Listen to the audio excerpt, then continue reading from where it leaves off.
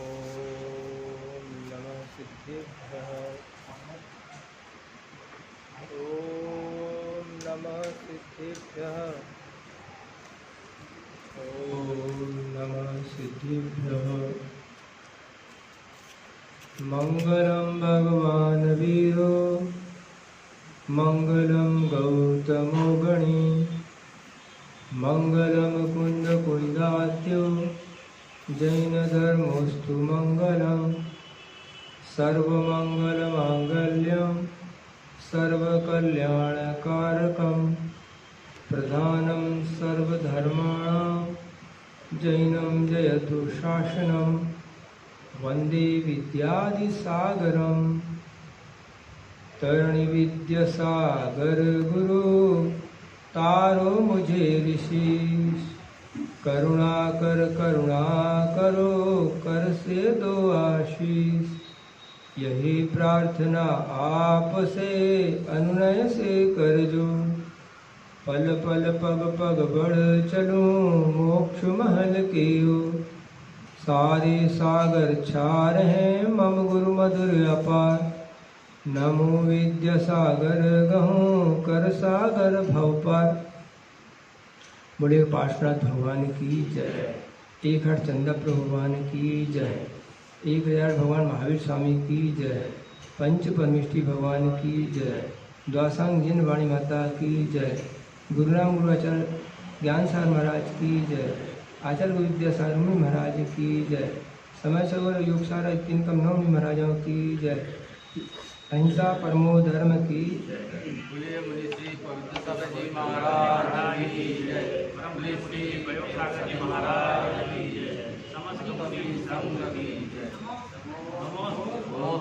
चर्चा नवदा भक्ति और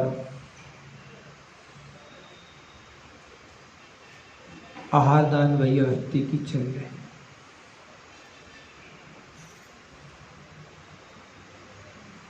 हमने अभी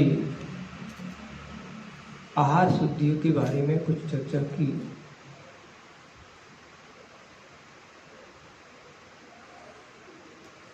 आहार शुद्धि में के बाद एक शुद्धि और आती है जो आप लोग बोलते हैं मन शुद्धि, वचन शुद्धि, काय शुद्धि। काय की शुद्धि का मतलब क्या है? इसे पिंड शुद्धि के रूप में भी जाना जाता है। पहली बात कि हमारे अंगोपांग आदि उचित होना चाहिए। इस अंगोपांग की योग्यता भी अगर आपकी उचित है तो ही आप आहार देने के योग्य हैं। ये बात अलग है कि भिन्न भिन्न संघों में या भिन्न भिन्न आचार्य महाराज अपने अपने संघों में अलग अलग व्यवस्था रखते हैं। किसी संघ में ऐसी व्यवस्था भी है कि अगर मान लो 6 उंगली है या 4 उंगली है तो उन महाराज वो उन श्रावकों से भी आहार नहीं लेते। लेकिन आचार्य श्री का कहना कि अगर ऐसी कोई आपकी अंगोपांग की स्थिति है जिससे विनय का पालन ना होता हो, आप अविनीत लगते हो, आहार दान देना विनय के साथ होता है। यदि विनय के साथ अविनय हो रही हो तो फिर वह व्यक्ति आहार दे नहीं सकता। लकवाग्रस्त हैं, पोलियोग्रस्त हैं, उनके अंगोपांग पूरे हैं। 5 की 6 उंगली नहीं है और 5 की 4 उंगली भी नहीं है, लेकिन उनके माध्यम से विनय का पालन नहीं हो रहा है तो अंगोपांग पूरे होने के बाद भी वो व्यक्ति नहीं दे सकता। और मान लो किसी की चिंगली नहीं है या किसी की एक उंगली बड़ी नहीं है तो वो चम्मच से या हाथ से आहार दे रहा है, उसको देते बन रहा है तो वह दे सकता है।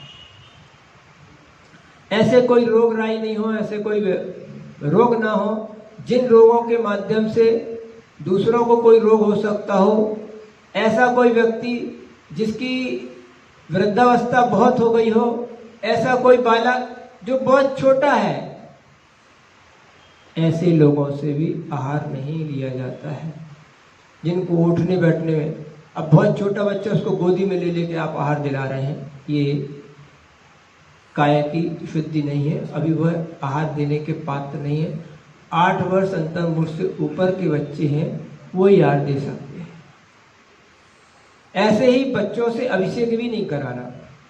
कई माता पिता अपने छोटे छोटे बच्चों पे संस्कार डालने के भाव से बच्चे को गोदी में लेके अभिषेक कराते हैं। नहीं, अगर आपको अभिषेक कराना है तो आप स्टूल रख दीजिए उसके लिए। अगर वो वहां तक पहुंचने में उसकी योग्यता नहीं है तो आप स्टूल रख दीजिए, लेकिन गोदी में लेके अभिषेक ना कराएं।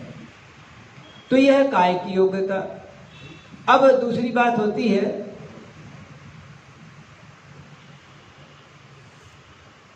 कि जो काया की योग्यता में वस्तुतः जो वस्त्रों की शुद्धि हम लोग जो मानते हैं, क्योंकि वस्त्रों की शुद्धि भी वस्तुतः भाव शुद्धि है, ध्यान रखना। क्योंकि आप पूरी जमीन को छूते हुए आते हैं, अपने आप को अशुद्ध नहीं मानते। कदाचित आपके वस्त्र जमीन में उठते बैठते समय छू जाते हैं तो भी आप उन वस्त्रों को शुद्ध मानते हैं। हम 16 में एक होती है द्रव्य शुद्धि, एक होती क्षेत्र शुद्धि, एक होती काल शुद्धि, एक होती भाव शुद्धि, और एक होती भव शुद्धि। तो भाव शुद्धि अथवा काया की शुद्धि तो है, लेकिन वस्त्रों की शुद्धि के बारे में बहुतायत बात ने सिर्फ भाव शुद्धि के ऊपर रहती है। आप बैठते हैं जमीन पे, बैठेंगे आप, बैठेंगे ना, जमीन शुद्ध है क्या? फिर उसमें भी बैठने के बाद अपने को शुद्ध मानते ना। ये बात ठीक है कि आप ऐसी जगह नहीं बैठते कि जो बिल्कुल ही अशुद्ध जगह हो, लेकिन जमीन को किसी ने धोया तो नहीं। अब ये मंदिर में आए, आप फर्श पे बैठे तो कोई मंदिर को फर्श को तो धोया तो नहीं है, सब लोग उसके ऊपर चल फिर रहे हैं, लेकिन आप वहां बैठते भी हैं तो भी आपको कह देते हैं कि आपने शुद्ध है। और अगर चटाई छू ली आपने, चटाई के ऊपर बैठ गए, तो चटाई के ऊपर बैठ जाओगे तो कदाचित कोई बोल देगा कि तुमने चटाई छू ली, अशुद्ध हो गए, जाओ कपड़ा बदल लो। जबकि वो जमीन से कदाचित अच्छी भी हो सकती है, चटाई अच्छी हो सकती है, लेकिन जमीन अशुद्ध है, फिर भी जमीन पर बैठ जाने पर आप अपने आप को अशुद्ध नहीं मानते, चटाई को छू जाने का अशुद्ध। एक सब बातें किस बात पर हो गई? भावनाओं। अब कपड़ों की जो शुद्धि करने का तरीका है वो कई प्रकार का है। कपड़े को धो के निचोड़ के आपने डाल दिया, उस पर न सर्फ लगाया न साबुन लगाया है। सुबह कल जो कपड़े आपने पहने थे है वो है पसीने से तरबतर थे, तो तरबतर वाले कपड़े भी आपने पहन लिए, बस पानी में ऐसे डुबोए, निचोड़ दिए और कपड़ा डाल दिया, आपका कपड़ा शुद्ध हो गया। आप जो मंदिर में कपड़े पहनते हैं, एक कपड़े को कई लोगों ने पहना होगा मंदिर में, वो कपड़े आपने माली ने भी बस ऐसे पानी में डूब के टांग दिया ना। और हम घर में क्या करते हैं कि अगर हमारा छोटा भाई का कपड़ा बड़ा भाई पहन ले, बड़े का छोटा पहन ले, तो हम किसी को उतारा नहीं पहनते। छोटा भाई बड़े की और कोई दूसरा भाई दूसरे भाई की नहीं पहनता, क्योंकि वो उतारन हो गई, हम दूसरे नहीं पहन। मंदिर में जाते हैं तो सब एक दूसरे की उतारन पहनते हैं, जो हमारी पूजा पद्धति वर्तमान में चल रही है। क्या बात हो गई? भाव शुद्धि। मन में विकल्प नहीं है तो वो मंदिर के कपड़े एक दूसरे के पसीने वाले भी और कैसे कैसे कपड़े भी एक दूसरे में पहन लेते हैं, और हम मंदिर की धोती शुद्धि की पहन के आ गए और हमने पूजा कर ली, आहार दे दिया, सब कुछ। इसीलिए ये चीजें भाव शुद्धि पर है। अब उसको उठाने रखने का तरीका कैसा? कोई लकड़ी से उठाता है, कोई लोहे की राड से उतारता, कोई कपड़े उतार के उतारता, कोई गीले कपड़े से उठाता, कोई ऐसे पकड़ लेता हाथ से अशुद्धि के कपड़े। हम ये नहीं बोल रहे कि क्या सही हो क्या गलत है। अभी कोई बोलता कि प्लास्टिक की थैली में नहीं रखो, कोई बोलता स्टील के डब्बे में रखो। ये सारी व्यवस्थाएं अलग अलग हो सकती है। बात है भाव शुद्धि की। अब आपने जिस चीज को अच्छा मान लिया, उस भावों से वो कपड़े शुद्ध हो जाते है ना। तो इस तरह से अगर आपने जिस तरह से भी अपने मन को ऐसा समझा लिया है, जो आपकी समाज में है, जिसको बोलते हैं बहुमत सत्य, बहुमत से जिस समाज ने, जिस संघ ने जो स्वीकार कर लिया है, वो सत्य के रूप में 16 स्वीकार हो जाता है। आया समझो? थैली में कपड़े रख लिए, प्लास्टिक की थैली में, पेटी वाला पेटी में रख लेता, अभी उसकी बात नहीं हो रही। पेटी में आपने कपड़े रख लिए और वाहन पे बैठ के जा रहे, चाहे वो कोई भी वाहन हो, भीड़ वाला हो चाहे अकेले वाला हो, और पहन के फिर आप मंदिर में आके या स्थान पे आप अपने पहन लिए कपड़े, आप शुद्ध हैं।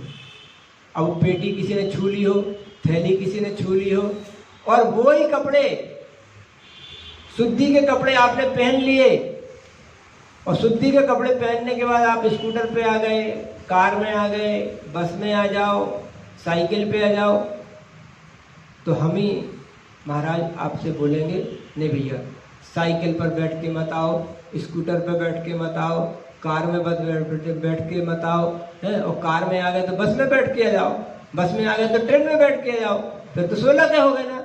नहीं, वो बोलेंगे कि नहीं, वाहन पे बैठ के अगर आओगे तो हम तुमसे हार नहीं लेंगे।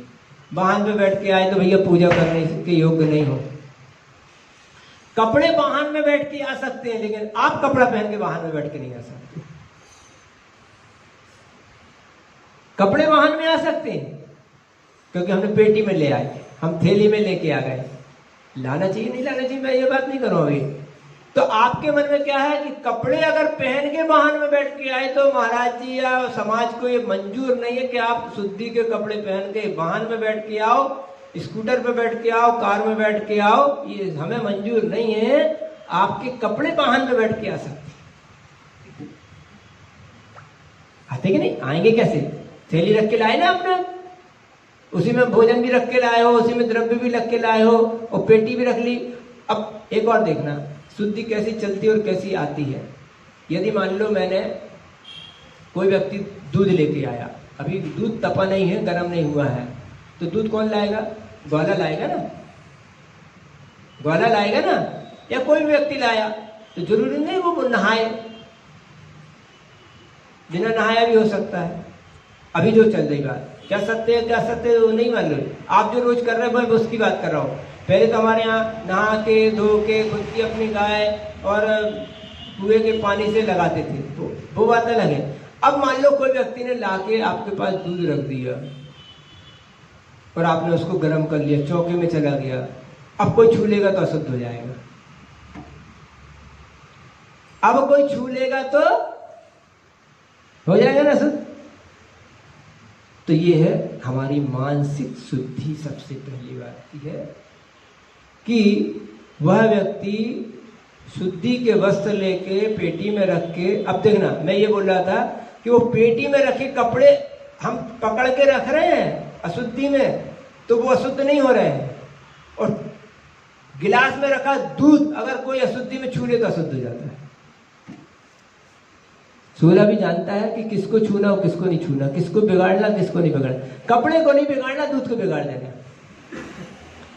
कपड़े को बिगाड़ना है, दूध को नहीं बिगाड़ना। कपड़े को अगर आपने पेटी में रख के भी लाए, प्लास्टिक की थैली में रख के लाए, तो वो अशुद्ध नहीं होते। और गिलास में रखा हुआ दूध अगर किसी व्यक्ति ने छू लिया, पानी आपका छू लिया, द्रव्य आपकी छू ली, तो अशुद्ध हो जाती। ये सब बातें किसकी हैं? मानसिकता की हैं।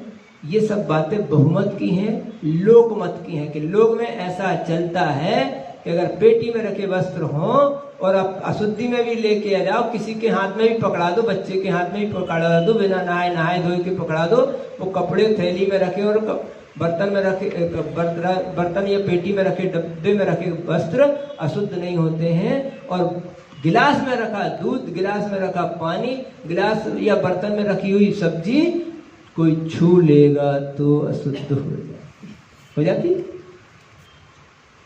तो बात ये है कि हमें जो भी हो, जैसी लोक मान्यता है, और कदाचित हमारा अतिथि जिस चीज को मान्य करता है, क्योंकि हमारे यहाँ कोई रिश्तेदार आता है कोई परिवारजन आता है और वो जिस तरह की व्यवस्था स्वीकार करता है यजमान को, हम हो गए यजमान और सामने आने वाला मेहमान, मेहमान की खातिरदारी करने वाले यजमान को मेहमान के अनुसार ही चलना पड़ता है। भाई जीजा जी आए हैं, समधी जी आए हैं, ससुर जी आए हैं, उनको ये नहीं पसंद, उनको ये पसंद, वो ऐसा खाते, वो मिर्ची नहीं खाते, वो मीठा नहीं खाते, उनको नमक अच्छा लगता है, तो हम वैसी तैयारी कर देते हैं।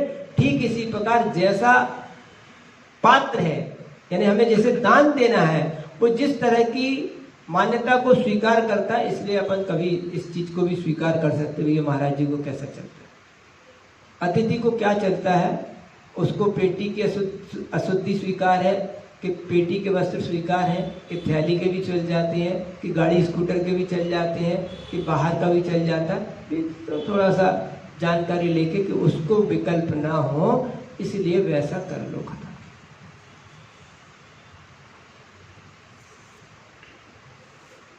तो वस्त्रों को शुद्ध करो।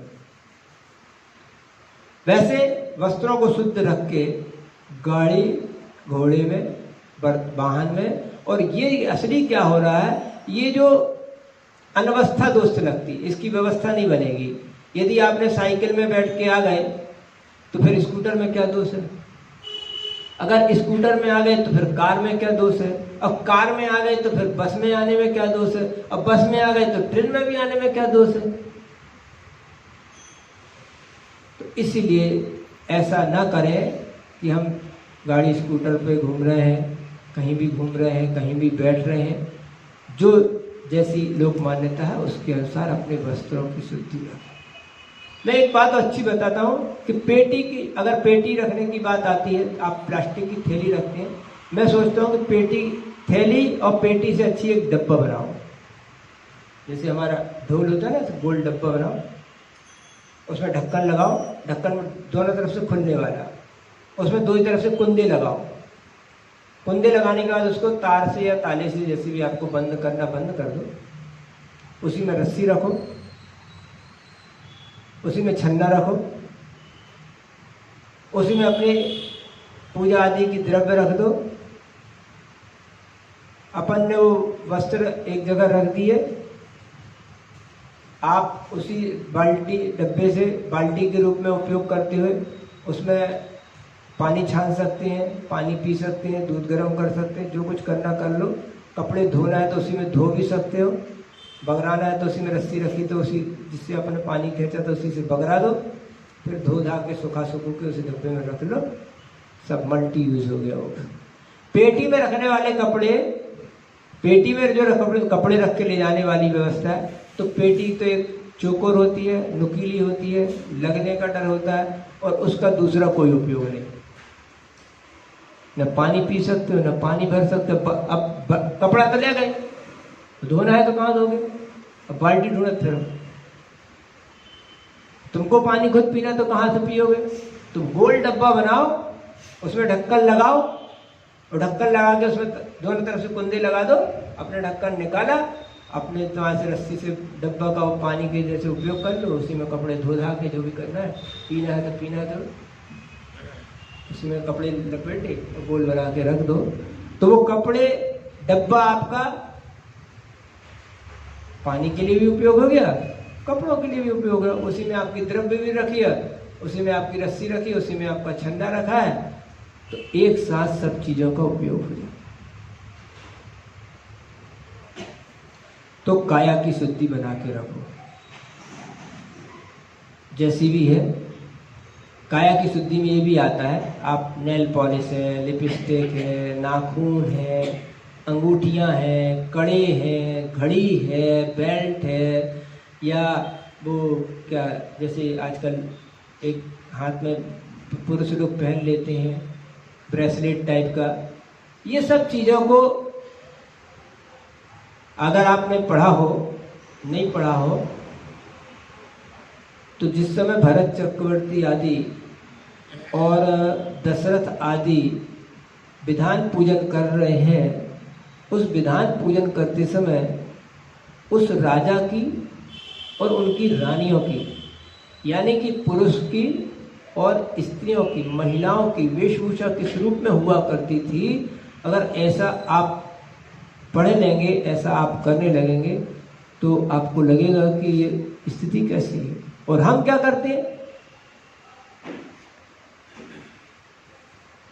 घर की धोती अलग, मंदिर की धोती, मंदिर की साड़ी अलग। मंदिर जाते हैं तो बीतरागी को रिझाने के जैसे हमारे वस्त्राभूषण हो जाते हैं, जबकि वो बीतरागी आंख उठा के भी नहीं देखता। तो मंदिर जाने की ड्रेस, मंदिर जाने की वेशभूषा, मंदिर जाने के कपड़े, मंदिर जाने की भावना कैसी होनी चाहिए, ये भी एक काया शुद्धि है। इसीलिए आचार्यों ने जो ब्रह्मचारी ब्रह्मचारिणी है उनके मन तो शुद्ध है, लेकिन मन की शुद्धि के बाद भी उन्हें श्वेत वस्त्र आदि दिया। क्यों दिया? कि मेरे निमित्त से अगर दूसरे के परिणामों में परिवर्तन आता है, अंतर आता है, उसको विकलता होती है, तो उस विकलता का कारण मैं हूँ, और इसलिए मन वचन काय कृत कारित अनुमोदना से मेरे ब्रह्मचर्य का पालन नहीं हो रहा है। इसलिए त्यागी वृत्ति आरिका ब्रह्मचारी ब्रह्मचारिणियों को श्वेत वस्त्र आदि पहनने को कहा। ये दक्षिण भारत तो है। वैसे दक्षिण और उत्तर का बंटवारा कहाँ से हो जाता है, कहाँ से होता है? भारत में उत्तर दक्षिण का बंटवारा कहाँ से होता है? ये उत्तर भारत, ये दक्षिण भारत, कहाँ से होता है? कोई रेखा, सीमा रेखा है कि नहीं है? नर्मदा नदी के ऊपर उत्तर भारत है और नर्मदा नदी के नीचे दक्षिण भारत है, क्योंकि एक नर्मदा एक ऐसी नदी है जो पूर्व से पश्चिम तक ऐसी बहती है। इसके बाद से उत्तर और दक्षिण का बंटवारा हो जाता है। इसलिए जबलपुर तक तो उत्तर भारत है, और जबलपुर के नीचे जितना भारत आता है वो दक्षिण भारत शुरू हो जाता है। आपके यहाँ दक्षिण पंचांग चलता है? दक्षिण पंचांग चलता है नहीं? आपके यहाँ पहले शुक्ल पक्ष आता है और फिर कृष्ण पक्ष आता है। सावन सुदी पहले, फिर सावन बदी बाद में आती है। ये दक्षिण पंचांग की व्यवस्था है। उत्तर पंचांग में पहले चैत्र बदी आती है, फिर चैत्र सुदी आती है। इसलिए बदी की तिथियों में 1 महीने का अंतर हो जाता है कहने में। तो मैं बात कर रहा था, ये दक्षिण तो भारत है ही, और थोड़ी दक्षिण भारत चलो आप, सोलापुर के आसपास। वहां के श्रावकों को अगर आप देखेंगे, सुनेंगे, तो वहां के श्रावक हो या चाहे श्राविका हो, पुरुष हो चाहे स्त्री हो, आहार दान देते समय वह मात्र श्वेत वस्त्र ही पहनती है। और जैसे आप महिलाएं बाल जब जिस समय उनके गीले हो जाते तो टॉवल से उसको सुखाने के लिए टॉवल बांध देती, ऐसा पूरे बालों को ऐसे बना के और वो टॉवल कपड़ा लगा के पूरा बांध देती है, जिससे मात्र पल्लू नहीं, मात्र पल्लू नहीं, पल्ले के बाद भी उसको ऐसा जैसे बांध देते हैं। और ऑपरेशन थिएटर वगैरह में बांधते हैं डॉक्टर लोग, जिससे बाल नहीं उड़े अथवा बाल में रहने वाला इन्फेक्शन बाहर नहीं फैले। इसके लिए कोरोना का भैया वही भर में हाथ का बालों में नहीं आ सकता। सबसे ज्यादा कीटाणुओं को, सबसे ज्यादा धूल गर्दा को रोकने का साधन तो यही है, बाल। बालों को भी आप सैनिटाइज कीजिए, बालों को भी आप बांध के रखिए, चाहे पुरुष हो चाहे स्त्री। और पुरुष लोग तो कम से कम वो धोती दुपट्टा ऐसा बांध के रखते तो उनके बाल तो कदाचित ढक जाते हैं, लेकिन अपना शटर तो खुलते ही जा रहा है, खुलते ही जा रहा है। राजस्थान का शटर कितना था? इतना नीचे, इतना डुट्ठी के भी नीचे। और धीरे धीरे धीरे धीरे धीरे उत्तर भारत आते आते महाराष्ट्र में तो बिल्कुल ऐसा कि शादी ब्याह तक में ही वो खुला रहता है। पूरी शटर, पूरी बड़ी शटर हो गई। देखिए आजकल बड़ी बड़ी मॉल में बड़ी बड़ी शटरें लगने लगी, बहुत, दीवार से भी ऊपर। इसलिए अब ये शटर खुलती जा रही है। तो वो लोग क्या करते हैं, कपड़े को ऐसा बांध लेते। ये है देखो काया की शुद्धि। और वो पहले महिलाएं करती थी ना, ऐसे जूड़ा बांध देती ऐसे, वो इसीलिए बांधा जाता था। अब वो क्या बूढ़े सियानों के लिए रजिस्टर्ड हो गया। और अपन तो ऐसा पूरा खुला रखते हैं, बाल इधर से इधर, इधर से उधर, इधर से उधर ऐसा हो रहा है।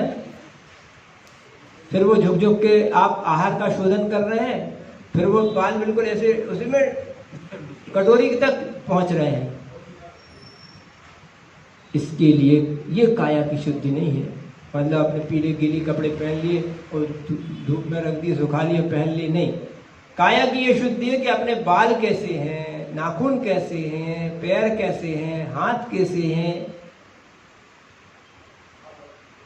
इतने इतने बड़े बड़े नाखून। अब हम लोग तो थोड़ा देखो, बच्चों के लिए हम लोग कुछ अलग व्यवहार करते हैं, जैसे दुकानदार करता है ना भाई, नगद व्यापारी आए तो उसके लिए अलग व्यवहार होता है, उधार वाला हो तो अलग होता है, बंधा ग्राहक हो तो उसका अलग व्यवहार होता है, नया ग्राहक हो तो उसके साथ अलग व्यवहार होता है। करते कि नहीं व्यापारी? भाई नया ग्राहक दूसरे की दुकान से अगर आया तो उसको उधार भी दे देंगे, उसको ज्यादा माल भी दिखा देंगे, और अपना बंधा ग्राहक है तो ले जाओ जी घर से, वो जाएगा कहाँ, अपने का उधार वाला है, उसको तो यहीं से लेना है। तो हम लोग बच्चों के साथ थोड़ी ज्यादा कानून कायदे नहीं दिखाते कि चलो कम से कम अभी वो आया तो है, अभी हम उसको बोलेंगे नाखून काट तो कल से आने बंद कर देगा, उसको बोले नेल पॉलिश छुटवा तो कल से आने बंद कर देगा, अभी आने तो दो उसको। जब वो पक्का ग्राहक हो जाएगा तो फिर कानून कायदे बताने लगेंगे, अब उधार नहीं देंगे, अब वापस नहीं करेंगे, अब बदला नहीं करेंगे, तो फिर अभी पक्का तो हो जाने दो ग्राहक को। लेकिन बच्चों को देख के बड़ों को नहीं बिगड़ना चाहिए कि महाराज जी उनको कुछ नहीं बोले तो हमें भी नहीं बोले। लेकिन नहीं, अंगूठी है, ब्रेसलेट है, जो आने अति आवश्यक सामग्री है कि जिनके बिना हमारी वेशभूषा, जिसको सुहाग बोल सकते हैं, जो आपकी जरूरी चीजें, उनको छोड़ के बाकी जो जिनसे हमारा काम चल सकता है उनको अलग कर देना चाहिए। क्योंकि कोई भी व्यक्ति ऐसी शुद्धि नहीं करता कि हम बंद उधर गए तो इसको भी घिस रहे, नहीं तो भैया उसको तो पानी में धो के, अगर चांदी के बर्तन रहते हैं तो चांदी के बर्तन वाले उसको पानी से धो शुद्धि मान लेते, लेकिन चांदी के बर्तन तो पानी से शुद्ध हो जाते, उसको राखड़ से और किरकिरे से घिस घिस के नहीं मानते क्या? तो पूजा की थालियां से नहीं, पानी से धो लिए, कपड़े से घिस लिए, वो शुद्ध हो गए। क्यों? चांदी में तो ऐसे चलता है। तो आपकी जो आभूषण आदि हैं वो आप उन्हें कितना शुद्ध करते हो, कितना शुद्ध नहीं करते हो, इसलिए आहार के समय इन सब चीजों का प्रयोग ना करो। मेरे लिए नहीं, अपने लिए भी, क्योंकि इन्फेक्शन मेरे को ही नहीं फैलता, आपको भी फैलता है। गंदगी आपके पास पहुंचती, मेरे पास ही नहीं पहुंचती हो, ऐसा भी नहीं है। इसलिए पहले गृहस्थ श्रावक जब भोजन करने बैठता था तो अपने कपड़े आदि उतार देता था, टावेल आदि, गमछा आदि लगा लेता था, वो खुले बदन भोजन करता था। अब तो वो टाई सूट सब लगाए हैं और सबके साथ अगर आहार करोगे तो आहार का मतलब नहीं है। ध्यान रखना, ये सब काया की शुद्धि की बात कर रहा हूं मैं। जूते पहने हैं, मोजा पहने हैं, गृहस्थ वैसे ही खाना खा रहा है। जब ऐसा खाना खाया जाएगा तो वो आपके शरीर को नहीं लगता है। इसलिए काया की शुद्धि बता रहा हूं कि नाखून बाकायदा कटे होना चाहिए, नेल पॉलिश आदि जो कुछ है, मेहंदी वगैरह अलग वस्तु है, लेकिन जो अन्य नेचुरल से अननेचुरल जो सिंथेटिक्स हैं जो अलग से बनाए जाते हैं, उनमें क्या डाला है, कैसा डाला है, एक बात हमें समझ में नहीं आती। बाल काले हैं, आंख काली है, मूछी डाढ़ काले हैं, हाथ लाल सफेद है, नाखून अलग डिजाइन के हैं। प्रकृति को अगर ऐसा ही कुछ पसंद होता तो आपको भी खुरा बना देते, ऐसे टाप ढोरों जैसे। क्यों नहीं बनाई उसने आपके लिए? हैं? जब बाल काले किए तो होंठ भी बिल्कुल खून जैसे लाल कर देता, क्या तकलीफ थी उसको?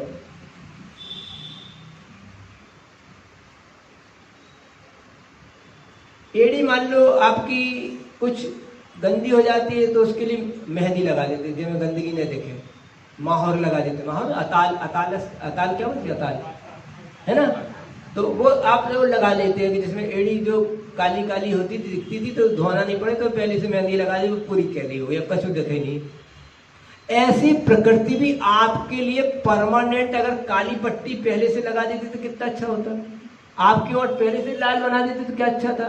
आपके नाखून कदाचित मेट वो क्या होते हैं, गिरगिट के रंग जैसे बदलने, ऐसे फिर हरे हो जाती, फिर कुछ दिन बाद फिर लाल हो जाती, फिर पीली हो जाती, फिर नीली हो जाती, ऐसा करती तो क्या दिक्कत थी उसको। और ऐसे जीव है, रंग बदलने वाले जीव है कि नहीं है। गिरगिट है ना, लाल पीली नीली होती है, और जिस रंग पे जाती तो कलर मैच अपने आप खुद कर लेती। वो लाल के पास गई तो लाल नाखून हो जाए, नीले के पास जाए तो नीले हो, ऐसा आपको भी बना देती, क्या दिक्कत थी प्रकृति को। यदि उसने आपको वैसा नहीं बनाया है तो आप वैसा बनने का प्रयास क्यों करते। ध्यान रखना, यही कपट है। जो जैसा नहीं है उससे अतिरिक्त दिखने और दिखाने का भाव करता है, इसी का नाम कपट है, इसी का नाम छल है, इसी का नाम मायाचारी है। और ऐसी मायाचारी करने वाले जीव माया तर्यज्ञो नस्य, तत्वार्थ के प्रवचन जब होंगे तब और करेंगे। माया तर्यज्ञो नस्य, इसीलिए ध्यान रखना, आदमी क्या होता है, एक कलर का, एक हिसाब से, चमड़ी की अपेक्षा से। तो जितने जानवर होते हैं 99% जानवर एक कलर के नहीं होते। कोई है, कुछ जानवर होंगे जो एक कलर के होते हैं, कहीं धारी है, कहीं चिट्टा है, कहीं गोल है, कहीं कुछ है। देख लेना तुम आपसे अच्छे से।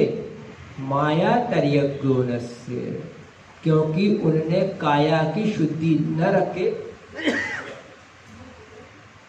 अपनी काया को विकृत बनाया। अब जी भाई साहब बैठे, जी भाई साहब बैठे, और भी वो अभी उसने लाल पीला नीला किया, अब जी 2 कलर के हो गए, नीचे सफेद फिर ऊपर से काले, भी काय खराब नहीं लग रहा है, अब भी खराब नहीं लग रहा है।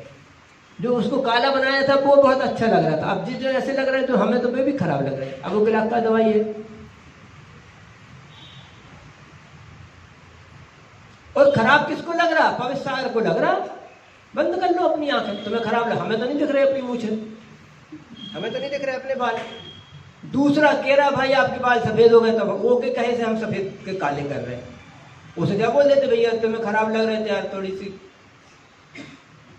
पैसे दे लेकिन व्यवस्था कर ले, तुम्हें थोड़ी डाई वाई करा ले। तो वो उसने बस इतना भर बोल दिया कि आप बड़े, आपके यार बाल सफेद हो गए यार, जो अपन लगे काले करे। उसने इतनी भर बोल गई।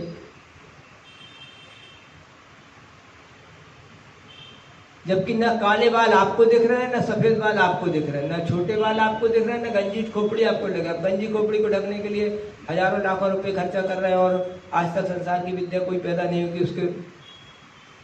तो ये सब काया की अशुद्धि है।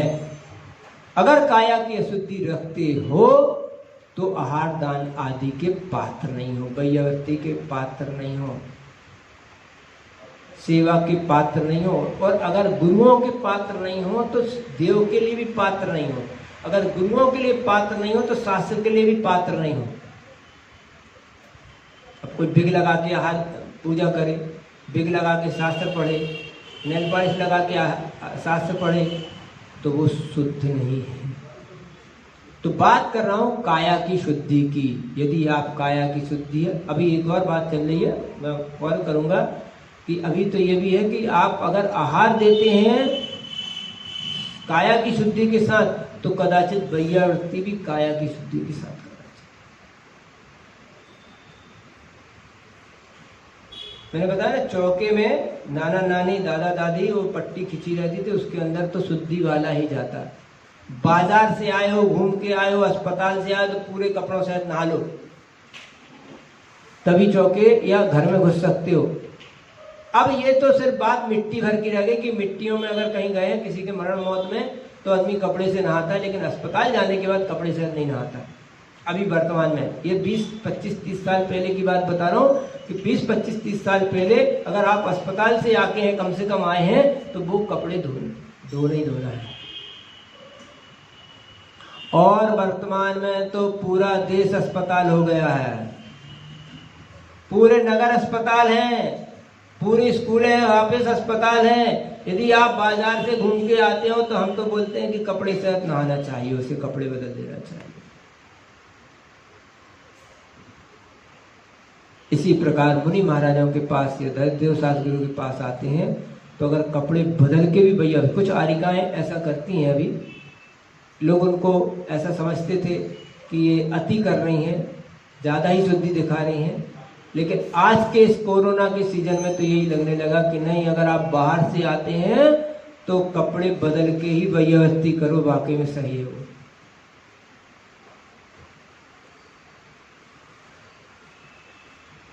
इसलिए काया की शुद्धि का पालन करना बहुत अति आवश्यक है।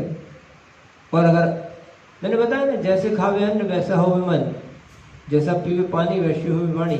जितनी विशुद्धि के साथ, जितनी शुद्धता के साथ, जितने अपने आप को शुद्ध करते हुए, बचाते हुए अगर आप आहार दान भैयावृत्ति और पूजा अभिषेक करेंगे तो नियम से आपके पुण्य परमाणुओं में अलग प्रकार की विशुद्धि और अलग प्रकार की योग्यता दिखाई देगी। और कभी आप ऐसा करके देखिए।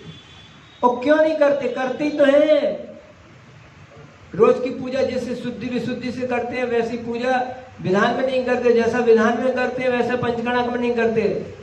करते कि नहीं करते? करते कि नहीं करते? पंडित जी भी आपको कंगन बनाते हैं और इंद्रनानी की प्रतिष्ठा करते, रोज करते क्या आप ऐसा? तो हो गई ना विशुद्धि, हो गई ना विशुद्धि। यही तो काया की विशुद्धि, आपको इंद्र बना दिया। और कल आप खुद ही इंद्र बन जाते हैं। कभी करूंगा पूजा की व्यवस्था में कि इंद्र बन के ही पूजा होती है। अभी और जगह पढ़ रहा था, उसमें भी यही लिखा है, इंद्र बन के कल्पना करो कि मैं इंद्र हूं। और इंद्र बनने की कल्पना क्या है? 9 द्वार, 9 स्थान में जो तिलक बंधन होता है, वो तिलक बंधन अपने आप को इंद्र बनाने के लिए मुकुट है, तिरत्राण है, कुंडल है, बाजूबंद है, ये हाथ के पहुंची आदि है, पीछे कमर पट्टा, गले के, ये 9 स्थान पे चंदन लगाना यानी अपने आप को इंद्र मानना। और वो पीला चंदन यानी कि सोने के आभूषण है हमारे। ऐसा इंद्रनानी बन के कल्पना करके पूजा करते हैं। फिर भी रोज की पूजा की अपेक्षा से विधान में विशुद्धि अलग बढ़ जाती है। विधान की विशुद्धि से पंचकणा की विशुद्धि अलग बढ़ जाती है। और जब अलग बढ़ जाती है, काया में परिवर्तन आता है। और काया में परिवर्तन आता है तो आपके परिणामों में भी परिवर्तन आता है। इसलिए बात कर रहा हूं कि काया की शुद्धि का जितना ज्यादा पालन होगा, उतने ही आपके परिणामों में विशुद्धि आएगी। और अगर आपने ऐसा कहा मन शुद्धि, वचन शुद्धि, काय की शुद्धि, तो ये छल आप अपने आप से कर रहे हैं, हमसे नहीं कर रहे।